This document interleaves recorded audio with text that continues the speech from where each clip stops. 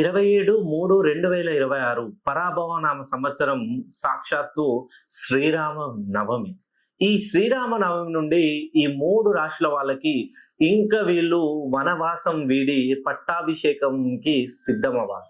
ఎవరైతే మేష రాశిలో జన్మించారో మరియు మీన రాశిలో జన్మించారో మరియు వృషభ రాశిలో జన్మించారో ఈ శ్రీరామ నవమి తేదీని కనుక పరిశీలించినట్లయితే 27/3/2026.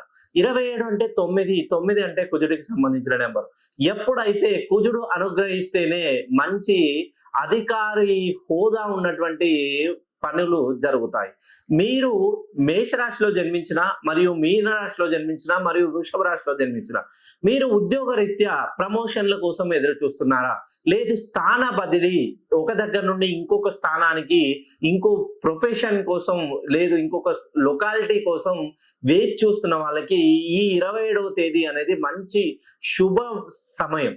మెయిన్ గా మేష రాశిలో జన్మించిన వాళ్ళకి, వృషభ రాశిలో జన్మించిన వాళ్ళకి, మీన రాశిలో జన్మించిన వాళ్ళకి ఈ 3 రాశుల్లో జన్మించి ట్రాన్స్పోర్ట్ రంగంలో ఉన్న లేదు హోటల్స్ కి సంబంధించినటువంటి బిజినెస్లు చేస్తున్న, రియల్ ఎస్టేట్ సంబంధంలో ఉన్న, కన్స్ట్రక్షన్ ఫీల్డ్ లో ఉన్న వాళ్ళకి దీర్ఘకాలికంగా పెండింగ్ లో ఉన్న బిల్లులన్నీ ఇది తీరిపోయేటువంటి మంచి శుభ సమయం.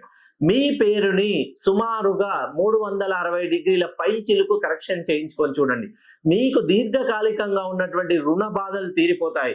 అలానే మీ జీవితంలో ఎన్నో రోజులుగా కలలు కంటున్న నూతన గృహ నిర్మాణం కానీ, నూతనంగా ఏదైనా కార్యం ప్రారంభించడం కానీ, నూతన వ్యాపారం ప్రారంభించడం కానీ, నూతన పెట్టుబడులు పెట్టడం కానీ ఇవన్నీ చేయడానికి ఈ మార్చి 27 అనేది మీకు రైట్ టైం అనే మన న్యూమరాలజీ చెప్తుంది.